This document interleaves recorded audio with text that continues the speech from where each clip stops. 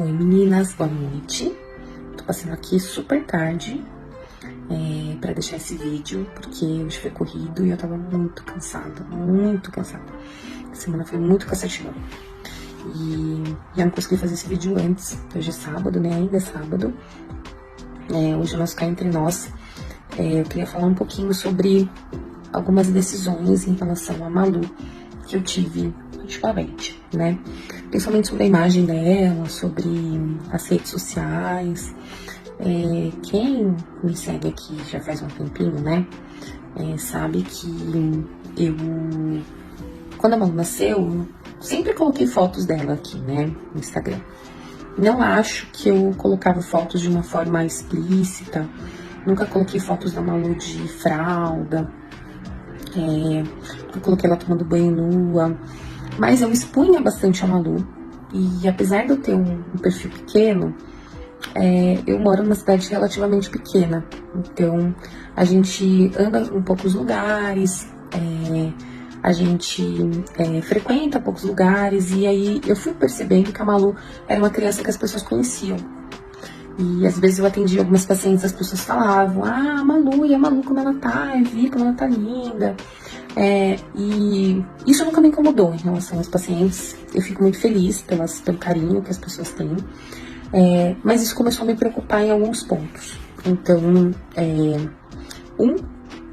a própria exposição dela na rede. Uma exposição que ela não me deu autorização. Eu uso essa exposição porque eu sou mãe dela. Então, teoricamente, né, por ela ser um bebê, né, um bebê de 2 anos e meio, ela não tem autonomia para falar assim: não, mamãe, eu não quero essa foto, eu não quero esse vídeo. E agora, por exemplo, quando eu tiro uma foto dela, nem sempre ela gosta de tirar foto, mas essa autonomia de falar, se ela sente bem da foto dela estar exposta num lugar onde muita gente não a conhece, e se as pessoas vão julgar. Então isso começou a me incomodar, isso começou a me fazer pensar sobre o assunto. Eu trabalho com mulheres e eu tenho uma visão da medicina de uma forma muito de que eu não tenho poder sobre as decisões das pacientes. Muitas vezes eu acho que para algumas pacientes isso até passa uma impressão de talvez de permissividade ou até negligência, mas eu não consigo me posicionar dessa forma, né, do poder do médico, uma coisa médico-cêntrica. Então eu sempre divido as decisões com as mulheres, sempre converso sobre essas decisões, e eu acredito muito na autonomia das escolhas, nas decisões. Eu acredito muito no mundo mais igualitário, onde as mulheres estarão em todos os lugares. Então essa questão da autonomia também começou a me incomodar. Então eu ficava pensando: qual direito eu tenho de expor a imagem dela nas redes? Já que é uma forma bonitinha, né, de eu atrair mais curtida, mais engajamento, faz com que as pessoas fiquem curiosas de saber da vida dela, né, de como ela está. Então isso começou a me incomodar. E eu me preocupava também quando ela deixar de ser um bebê fofinho e virar uma criança. Às vezes eu pensava talvez num bullying ou num julgamento, de pensar assim: nossa, o filho tá com, sei lá, uma roupa furada, com uma roupa suja, com uma roupa estragada, ou nossa, você não furou a orelha dela, ou esse cabelo bagunçado, essa roupinha que não tá combinando. Então eu comecei a pensar o quanto isso é saudável. Já que ela não é médica, né, já que ela não é adulta, já que ela não escolheu estar num perfil exposto, aberto, com tráfego, inclusive. Eu comecei a pensar muito sobre isso.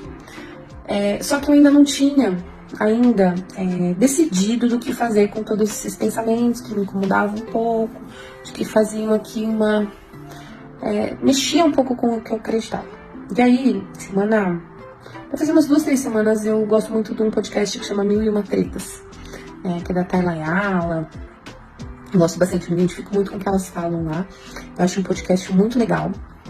E aí, eu ouvi um podcast lá, acho que é Sheili, não sei se é o nome dela, Sheili ou Sheili, sobre abuso. É um podcast muito pesado, muito difícil, né? E aí eu conheci o trabalho dela e fui ver o trabalho dela no Instagram. Isso me deixou bastante preocupada, me deixou bastante chocada. Isso começou a... eu vi o podcast dela, olhar o conteúdo dela nas redes, e de outras educadoras, né, de outras pessoas que trabalham com abuso, com trauma, me fez repensar muito a imagem da Malu aqui nas redes sociais. Não sei se eu vou conseguir ser uma pessoa como a Sandy ou a esposa do Júnior, ou alguns perfis que eu sigo aqui no Instagram que nunca mostraram a foto da criança, né? Mas eu decidi que realmente a imagem da Malu, né, não vai ser tão divulgada. Acho que eu vou tentar colocar partes dela, ou formas que as pessoas não consigam identificá-la, porque eu acho que eu tenho que tomar cuidado com esse papel dela aqui. E eu fiquei muito impactada com esse trabalho da Shelly, com as coisas que ela fala.